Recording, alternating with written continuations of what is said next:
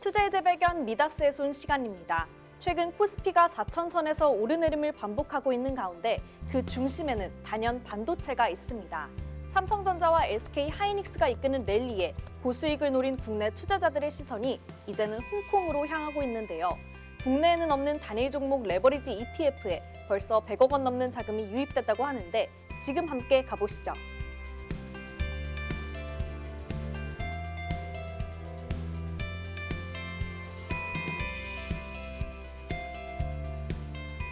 상무님 안녕하세요. 네, 안녕하세요. 네, 최근 삼성전자나 SK하이닉스 강세가 좀 두드러지면서 단일 종목 레버리지 ETF에 자금이 많이 몰리고 있는 것 같은데요. 두 상품을 출시하게 된 배경은 어떻게 될까요? 홍콩 증선위에서 올해 1월 달에 단일 종목 레버리지 인버스 상품 출시를 승인했거든요. 반도체 업황, 이런 어떻게 보면 트렌드 같은 거를 제가 좀 빨리 포착했다. 삼성전자를 출시한 게 2월 달인데 그때 상당히 큰 반향이 있었어요. 한국에서 들어온 금액이 한 50% 정도가 됐거든요. 근데 그 이후에 삼성전자 이후에 저희가 출시한 게 SK하이닉스. 한국에서 조금 더 큰 반향을 일으킬 거라고 생각했는데 실제로 한국에서 반향이 컸었어요. 조정기관에 매수가 들어오는 물량들이 너무 많아가지고 홍콩 투자자들 사이에서 한국 반도체 종목 그리고 한국 증시에 대한 관심이 엄청 뜨겁다. 그걸 반영하는 것 같습니다. 네, 두 상품 모두 상장가 대비해서 큰 수익률을 보이고 있는데 이러한 구조가 가능했던 이유는 뭐고 또 이 수치를 어떻게 평가하고 계신가요? 레버리지 인버스 상품 같은 경우에는 데일리 리밸런싱을 해가지고 그러니까 다음날 오는 날 수익이 그 다음날 계속 누적되는 게 아니라 새로 반영이 되는 구조거든요. SK하이닉스 아마 저희가 2배짜리 상승률이 거의 400% 정도가 될 거예요. 삼성전자는 상장하고 나서 그 수익률이 275%였거든요. 저희가 2배를 추정하기 때문에 본주의 상승 효과가 가장 좋긴 하지만 이제 아까 말씀드린 데일리 리밸런싱 구조였는데 그게 계속적으로 우상향을 해서 이제 수익률이 굉장히 높아졌다라고 말씀드릴게요. 맨 처음에는 사실 반도체, 그 HBM이나 이런 쪽으로 움직였었는데 이번에 다시 메모리 쪽으로 또 움직이고 있잖아요. 그래서 전반적으로 그 업황 자체가 굉장히 성장 가능성이 굉장히 크다. 그리고 미국 테크에서 움직였던 것들이 아시아 테크로 움직일 수 있지 않을까. 그 중에서 가장 성장 기업이 한국 기업들. 그래서 삼성전자, SK하이닉스고요. 미국의 마이크론 정도. 그래서 엔비디아가 했던 것들을 이 종목들이 2026년 1분기 아니면 2분기 추가적으로 충분히 상승이 가능하다라고 저는 보고 있습니다. 두 상품은 출시 직후부터 투자자들의 자금이 많이 몰렸는데요. 이렇게 집중 매수하게 된 배경은 무엇이고 또 투자자 유형이 있다면 어떤 게 있을까요?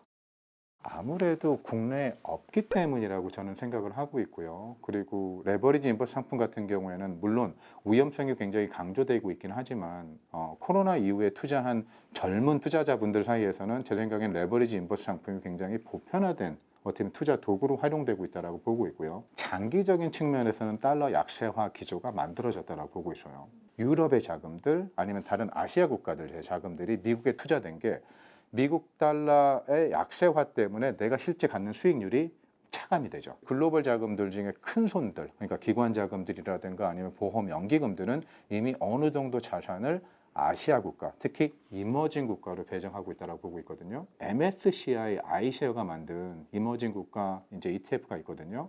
거기에서 6개월 만에 최대로 일주간의 자금이 유입됐다. 이런 소식들이 계속 나오고 있는데 그렇다는 얘기는 이제 미국에 상장돼 있는 이머징 국가 ETF를 통해 가지고 아시아 국가에 이제 익스포저가 되고 있는 거죠. 향후 이머징 국가가 지난 2010년에 있었던 미국을 아웃퍼폼하는 시장이 요즘 벌어지고 있지 않을까 이런 생각도 제가 해보고요. 네, 레버리지 ETF는 최소 거래 단위도 있고 과세 체계도 좀 다른 것 같은데 투자자들이 좀 유의해야 할 점은 어떤 게 있을까요? SK하이닉스가 한국장이 끝났을 때 3시 반에 그러면 한국 시간으로 5시까지 1시간 반 정도 더 홍콩 거래소에서 거래할 수 있다. 2배짜리로. 이런 장점들이 있고. 과세 체계 같은 경우에는 아무래도 이제 한국에 투자하고 있는 국내 종목 같은 경우에는 저희가 세금을 내진 않죠. 국내 투자자들이 해외에 있는 종목을 구입하실 때는 양도소득세를 내게 되죠. 그래서 지금 이 종목 같은 경우에는 양도소득세가 적용이 된다. 제가 알기로는 22%로 적용되는 걸 알고 있거든요. 차익에. 그래서 그런 점 한번 유의하시면 될 것 같고요. 한국은 일주 단위로 움직이잖아요. 사실 예전에 한국 증시에서도 최소 거래 단위가 있었거든요. 아직 홍콩 같은 경우에는 물론 개선해야 될 내용이긴 하지만 구조적으로 최소 거래 단위가 있습니다. 네, 레버리지 ETF에 투자할 때 좀 추천하시는 투자 기간이라든지 좀 전략이 있다면 어떤 게 있을까요? 레버리지 인버스 상품 같은 경우에는 장기적인 추세로 움직이기보다는 단기적인 그 변동성에서 가장 어떻게 보면 효과를 내는 상품이라고 보시면 될 것 같고요. 다만 전반적으로 AI에 대한 확산, 그러니까 지금까지 미국에 이루었던 투자가 아시아에서도 그게 똑같이 재현될 거라고 보고 있거든요. 특히 중국과 아니면 한국에서요. AI 버블은 꺼지지 않았다. 다만 그 AI 주도주들이 미국 위주에서 아시아의 테크 쪽으로 움직일 것이다. 단기적으로 추세가 한 달 정도 생겼을 때 파악이 선다 그러면 그때 가장 좋은 진입 시기라고 보고 있고요. 근데 만약에 이거를 추세가 6개월 이에 이렇게 될 것이다. 그러면 그걸 보고 레버리지 인버스로 들어가기에는 약간은 좀 위험성 있는 상품이지 않을까라고 생각하고 있습니다. 네, 향후에 국내나 좀 글로벌적으로 단일 종목 레버리지 ETF 추가 출시 계획은 어떻게 되실까요? 우선 시가총액도 굉장히 커야 되고요. 그래서 그거 관련해서 유동성도 굉장히 많아야 되고요. 그리고 토탈 리턴 수합을 이제 저희 카운터파티가 사용을 해서 그 리턴을 제공하고 있기 때문에 선물 시장도 굉장히 활성화되어 있고요. 우선은 테크 쪽의 확률이 좀 더 클 거고요. 그리고 아무래도 이제 라인업이 삼성전자, SK하이닉스, 반도체나 아니면 첨단 AI 산업 쪽으로 맞춰져 있기 때문에 그쪽의 라인업으로 저희가 조금은 더 치중을 하고 있는데, 그래서 이런 여러 가지 조건들을 맞춰가지고 제가 아시아 증시에 있는 종목들을 지금 그 고려 중에 있습니다.